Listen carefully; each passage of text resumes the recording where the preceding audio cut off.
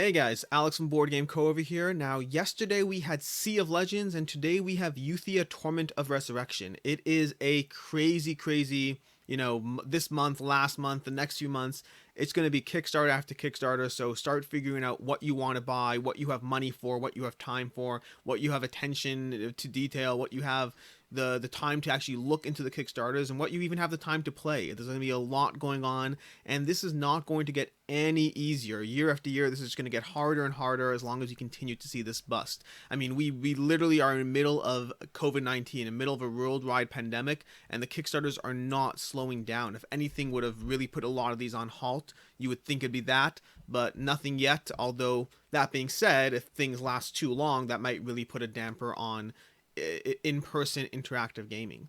The good news is Euthia, starting off the bat, we have a solo mode. Now, off the bat, I'm very interested in that for myself. I'm sure a lot of you are interested in the solo mode. This is a RPG style game where you're going to be leveling up your characters, attacking monsters or a dragon in the end, just going through a full sequence of, basically typical RPG stuff. Get equipment, level up, get better stats, explore the world. Lots and lots of interesting things here. Now, this is a game where, at a glance, the two games that immediately come to mind are Mage Knight and Runebound. Those are the two games that really come to mind when I'm looking at this Kickstarter, when I'm looking at what a gameplay experience this is like.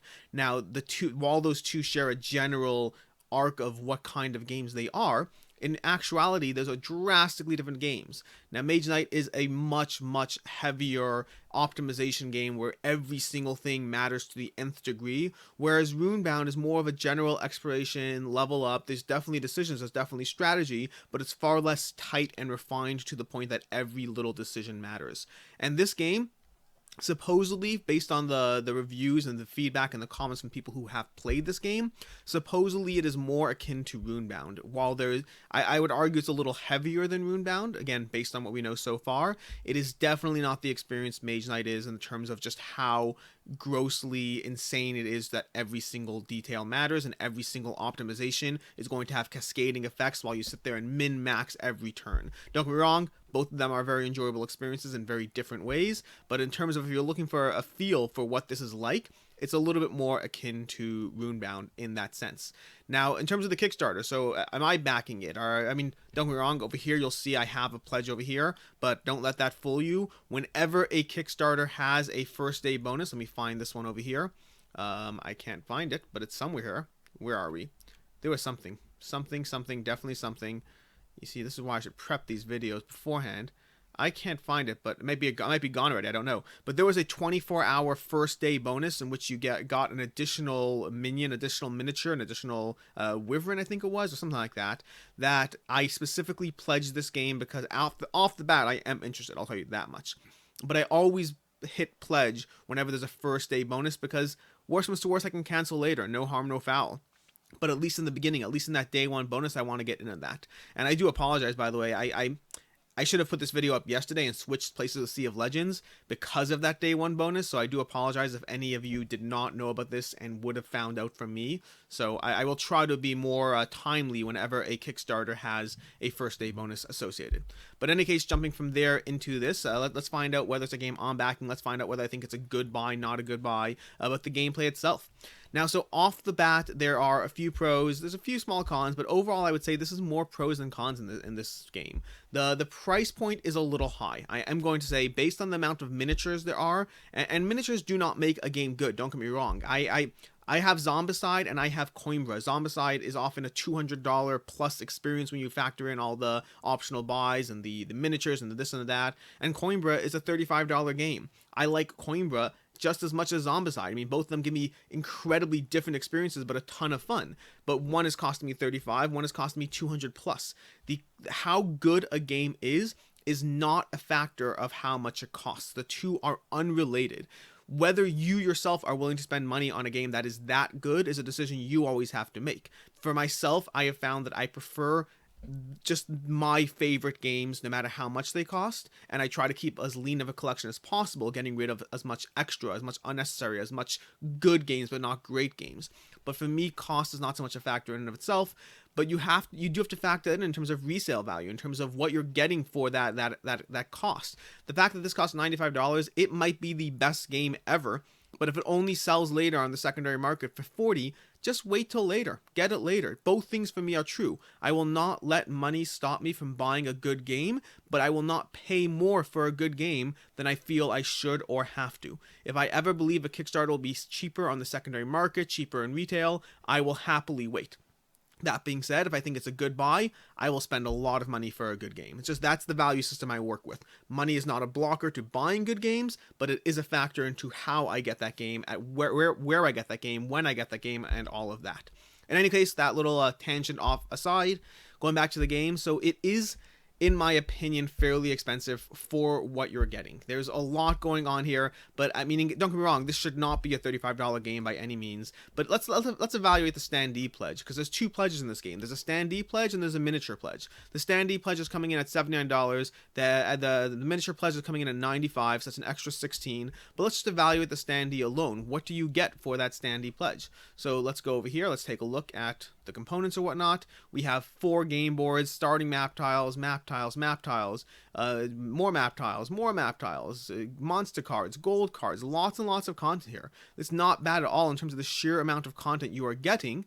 But at the end of the day, just looking through what they're adding here, this looks like a Mage Knight Plus in terms of the content you're getting. There's definitely more than Mage Knight, but this is not miles and away more than Mage Knight, and I do think it is a little overpriced for the amount of content you're getting, especially once you factor in shipping. As always, factor in shipping into your decisions. You have to factor that in. You have to evaluate for how much shipping is going to cost. By the time you're factoring this in, you're probably playing more than a game. You're getting more content than Mage Knight, but not by a huge amount, and you are paying $30-$40 more than Mage Knight, especially once you account for shipping. So it is, in my opinion, a little overpriced, but not significantly so. Now, the not significantly so part is relevant for the aftermarket. Games with a certain price point tend to adjust to what the market is willing to pay. If this game is not good, people will simply not pay that premium price. This will be available for $50 later if it's not a good game. Which brings us to the good news. The good news, but when I say $50, I mean secondary market. Retail is a lot more locked in. You'll see discounts, but it's a little harder. Versus secondary market will determine what this game is worth once it hits that secondary market. As far as what the game is the game good? Is the game not good? So there the answer is, it's hard to know for sure. Let's go up to the top. Let's go up to over here. They had something here. It's gone now. Story, risks, and challenges. They had a whole thing over here about how this game supposedly has been playtested by thousands of people already. A lot of people have played the game over the past 3 years. A lot of people have enjoyed the game. And assuming that's true, and this is where it gets a little iffy, assuming that's true, that's great. That's a lot of player feedback. That's a lot of people who have enjoyed the game. And from the feedback from people I've seen who have played the game, it generally is positive feedback.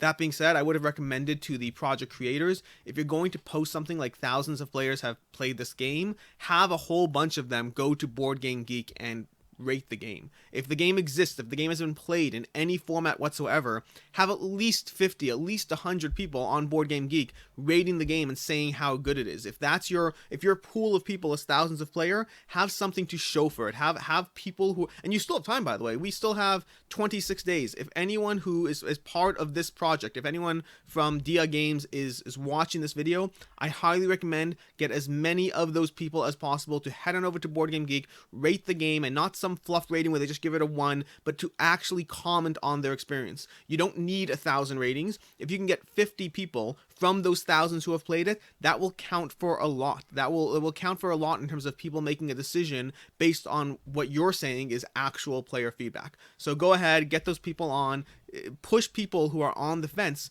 over the edge in terms of their decision as to whether to back this game or not, as to whether it looks like a good game or whether it is a good game. So that is both a pro and a con. It's a pro in the sense that they have that feedback supposedly. It's a con because I would love to see, if there's that volume, I would love to see some actual some more feedback. There are a handful of reviews on Board Game Geek, don't get me wrong, just not nearly enough compared to thousands of players. In any case, from there, what else do we have? So something I saw on this Kickstarter page that I absolutely loved. I can't tell you how much I loved it. To me, it was a big testament, a big reason to back the game. So let me find down.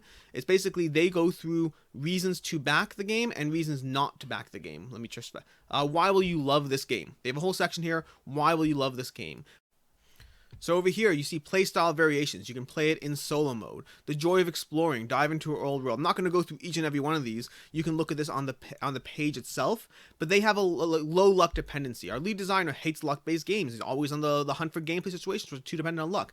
They go through a whole bunch of reasons why this might be a game for you, why it might be a game that's a fit for your collection, for your group, reasons why you might like that. This isn't the part that I love. This is good. Don't get me wrong. This is great. I'm happy. This is very well done. But more importantly, they put in, why is this game not for you? They cover a whole bunch of things as to why this might not be a game for you. Storytelling, can't live without flavor text on cards? Then this might not be the game for you. Don't get me wrong, we have lore, just maybe not as much as you want. Small kitchen table, not the game for you. Time per player. They have these aspects of why it might not be a game for you, and that is incredible. It gives people a lot of information, but more than that, it builds confidence. When you walk into a pitch, and Kickstarter is a pitch. Kickstarter is someone trying to sell you something. And when you walk into a meeting where someone's trying to tell you something, and you as the person selling gives all the reasons why it's not the right fit for you, that builds so much confidence.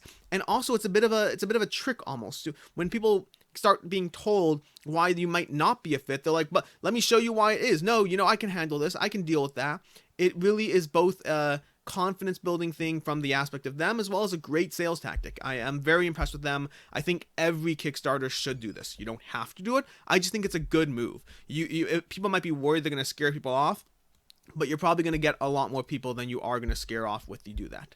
So that's my overall opinion of the game, the overall content. There's not, again, the biggest complaint I have, the biggest if, is the lack of true reviews. They have a lot of playthroughs, they have a lot of introductions, a lot of videos from showing how to play, or overviews, or Kickstarter previews, and they have they have a beautifully produced game, and they supposedly have thousands of players who have played the game.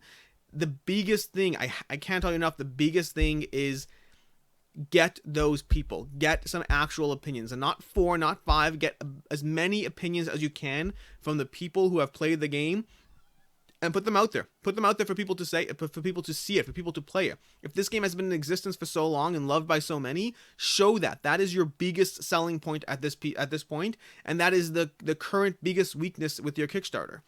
From there, in terms of, is it a good buy and am I backing it, I do think it's a good buy. I say that reluctantly with an asterisk because of this review situation. The lack of concrete opinions is a flag, and combine that with the fact that the price point for the content you get, in my opinion, is a little bit underwhelming. Not drastically so, but it's a little bit underwhelming in terms of the price point, and combine that with the lack of reviews, and this means if the game is not good, if the game hits market and it's too fiddly, and you have to take too much time doing this and too much time doing that, and if it's not nearly as good as it should be, that slightly higher price point will basically mean this is a Kickstarter that you'll have to turn around, you'll pay $95 plus shipping, let's say $15, $20, and then you'll turn around and have to sell it for a $30, $40 loss once you account for that shipping. That's if it's not good.